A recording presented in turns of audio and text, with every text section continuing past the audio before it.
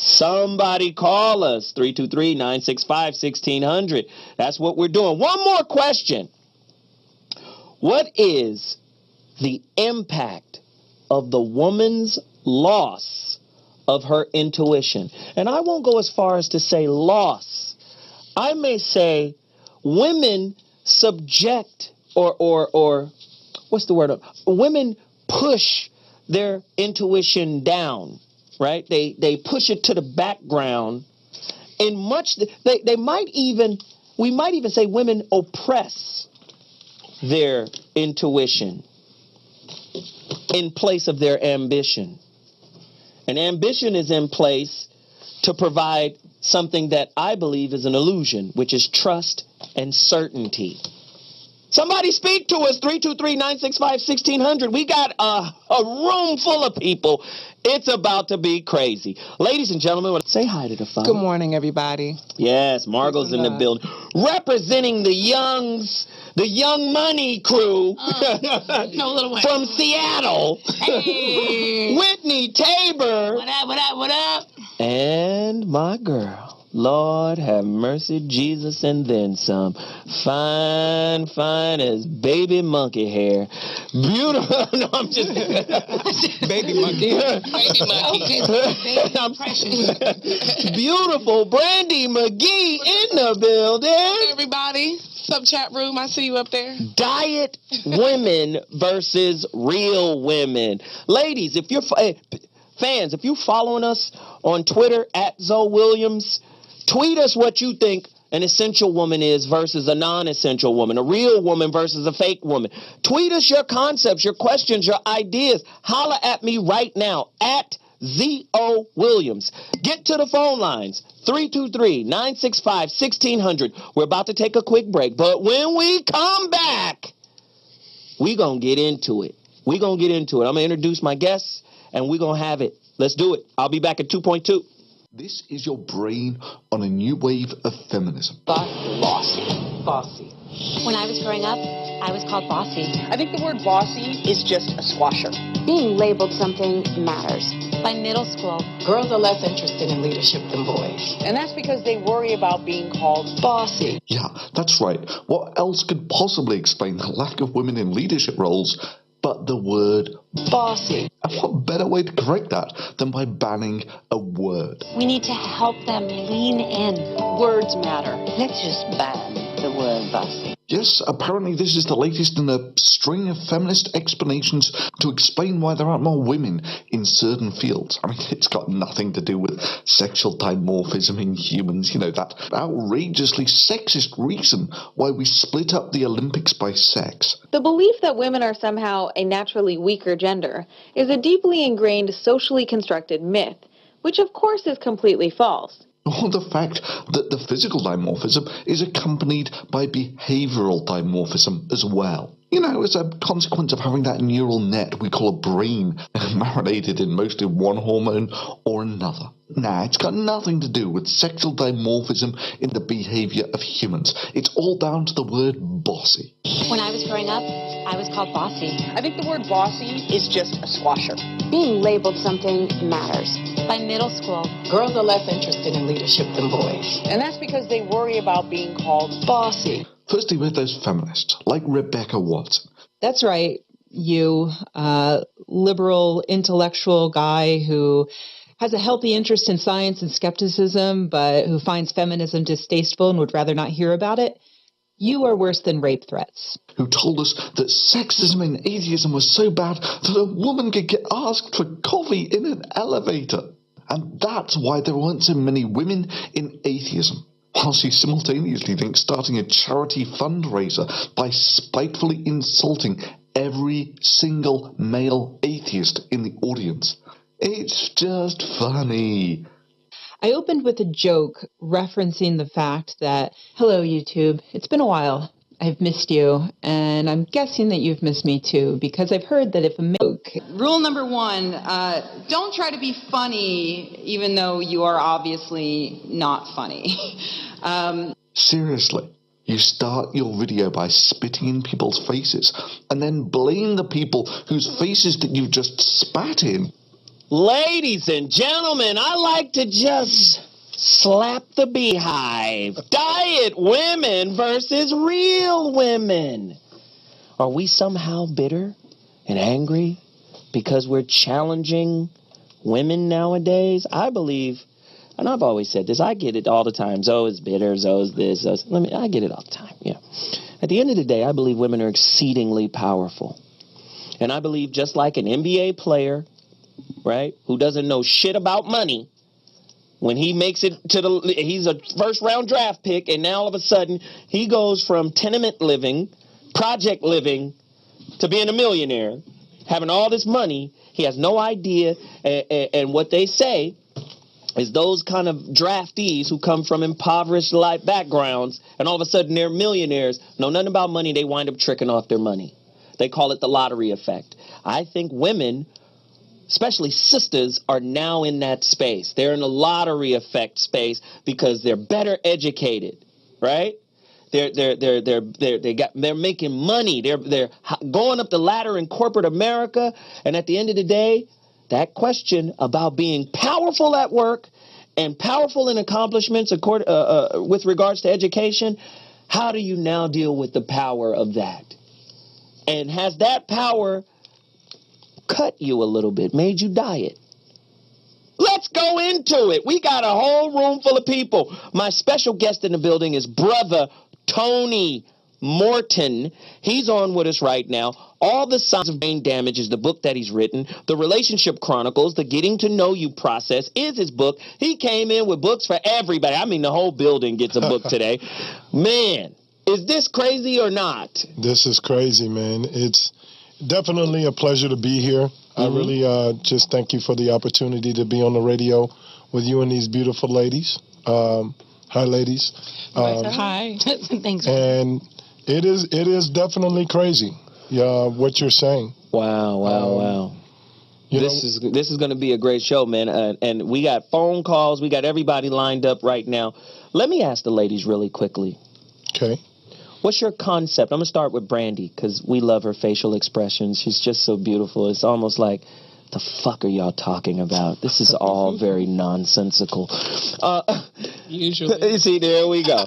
So, Brandi, tell us the difference between, say, a diet woman. And if you don't know what I mean by diet, I mean someone who's living an inauthentic life or somebody who's just doing something to get where they need to go, even though it's not necessarily in alignment with who they are. Give me your idea of what an essential woman is versus a non-essential.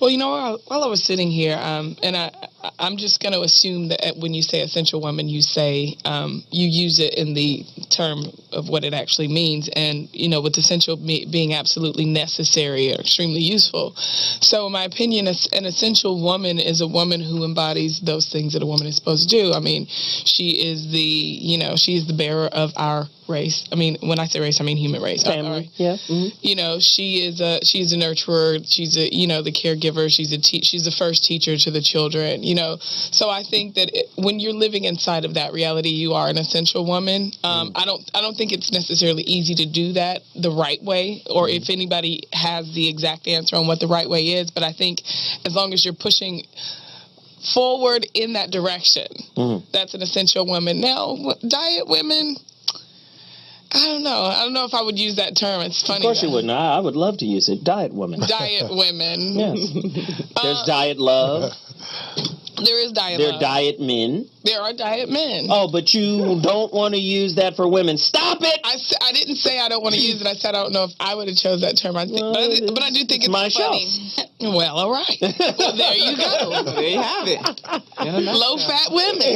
Exactly. 2%. 2% women. 2% bitches. No, you know. I mean, it's a little bit of both. I think that I don't think that it goes as deep as you do when you say that, like, now it's like akin to somebody just getting money for the first time. You know, I think that men also just aren't used to women being able to command a certain place anymore. However, at the same time, there's some women that have taken it too far. You know what I mean? The I don't cook like it's a badge of honor. I'm not saying that you should be barefoot and pregnant, but at the same time, my cousin was married to a woman who refused to cook. Now, mind you, they're divorced, but my cousin was married to a woman who refused to cook. She refused to do anything, but she wanted to partake in everything. She moved into his home, so she wanted to be put on the lease. You are disposable. Yeah. Whitney, Young Gun. What up? What's up, Young Gun? Just chilling. I see a lot of these non-essential women in LA. Like, I feel like I'm not trying to bag on LA chicks. Yeah, you are. I am. Here it comes. But it's hard. It's hard being out here, just being around all these, trying to maintain your essentialness. And then the leadership aspect. I'm bossy. I like being bossy. It's not a bad thing to me. It's not. I like being a leader and whatnot. So, I mean, everybody essentially needs a leader. So I'm trying to be an essential leader, essential woman. I like to cook. I like to eat too. So let's do it all. I'm here. Just Margot? Yes. I have something to say about it. Well, first of all, when you say the term an essential woman, you're saying the essential woman. There's a difference between the essential woman and then when you say an essential woman. Right. So when you say you're using the essential woman, correct? I'm saying an essential woman. An essential woman. Right. That's what I'm saying. Because when you say the diet woman versus an essential woman. Okay. Well, the diet woman, she probably doesn't have high standards. She's not somebody who expects much from herself. Society doesn't expect much from her, so she doesn't. Listen, we've been pimping women and their standards for many years. Yeah. I think the standards is your problem. But go deeper. No. It depends on the woman's standard. Every woman has different standards. And when you're talking about the essential woman, you're looking at it. Basically, it depends on who's doing the looking. What do you consider an essential woman? Because one man can be with a woman and she can take care of herself. She doesn't need him to pay the bills. She has sex, somewhat often. And then you have another woman over here. She doesn't cook at all, but she gives good head. And this man, to one man, man B, head is really important to him. He don't talk, eat the food, cook the food, and let's have sex, let's give me some good head. To him, that is the essential woman. So it depends on who's doing the judging. That is essential living. I was going to ask. We don't even have to like each other, just give me head. See, I'm just saying. So to some man, that is the essential woman. Give me head and shut up. Make some food, shut up. But then you have the essential woman. The essential woman, I believe, is a woman who is health and puts her health first, because when the woman is healthy, then the family can be healthy. So if she is doing things, living in moderation, she's not excessive, and I don't think that this is actually a financial situation. There's internal things components that are connected to the essentialness of a woman, any woman, and then there are... Is essentialness a word? Yeah, I just made it a word. That's kind of fresh. I heard it twice. This is essentialism. I'm making up my own words. I'm an intellectual. We're going to make up our own words today. Essentialism, and the term essential. I just believe an essential woman is a woman who has her priorities in the right place. She's more practical in her thinking and how she operates her home, and even her emotional stability and hygiene, physical hygiene. Good stuff, Margot. A little long-winded, but good I know, stuff. we're getting good. Y'all to know me, yes. Okay. Tony Morton! I need you to come in and clean up some of this chicanery. When I think of the essential woman, what comes to mind is an essential woman to me is understanding that her value comes from purpose and not drive. And what that means to me is when you're a woman that comes into a room with drive, you're usually tunnel vision. It's a self-centered tunnel vision type way that you come into a room. When a woman comes into a room, I feel with purpose, she allows everything in the room to help her get to drive, to get to where she wants to be. Kind of like the difference between demanding and commanding. Absolutely. When you're in a space of demanding, you don't have it. Absolutely. When you're in a space of command, it comes to you organically and naturally. Absolutely. Interesting. I find that a lot of women, because our society and what is society's effect on the development of black women in particular, for me, it is that our society has made women feel like, you have to constantly be coming into the room with drive and not with purpose, not allowing the room to help you as opposed to helping yourself. And that is has actually kind of, I would say, as far as man is concerned, it is demasculated us a little bit because we feel like... Wait.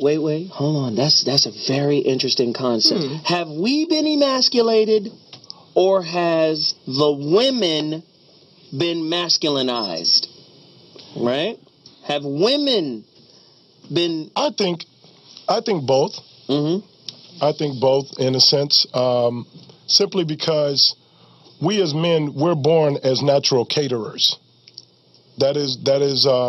They don't agree with that shit there. Look at the faces. That was a question mark face. Yeah, I got it though. But go ahead. We're born as natural caterers. When you take away the ability to be a natural caterer, you are basically telling a man that valuing, to value you as a woman by being a natural caterer, that if he doesn't have to do that, then he's lost, basically, in your life. Can I, when you say caterer, could you explain further what you mean by that?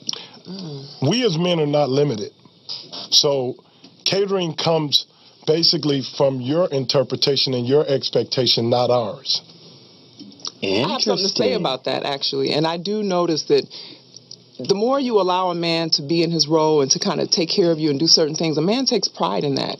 And I think that some women kind of poo-poo that off, and they don't really give it the value. It actually can change a relationship when you allow a man to be in that position and you allow yourself to be feminine, allow yourself to be catered to. But a lot of women have, especially black women, we have to do everything. We're so used to taking care of everything and everybody that sometimes, that becomes... Whitney? Is there such... I have a quick question. Like, is there such thing as women over... I guess catering to their man? Like, I feel like sometimes I do that in a few relationships I have been in because I want to just take care of him so much that he just stops doing everything. Like, he's like, you know what? I don't even need to do too much. That will happen. Doing too That's much. true. You Brandi? got to know when. I want to respond to that because I think in a relationship, and the ones that are really good and balanced, each person has their own share of giving and taking.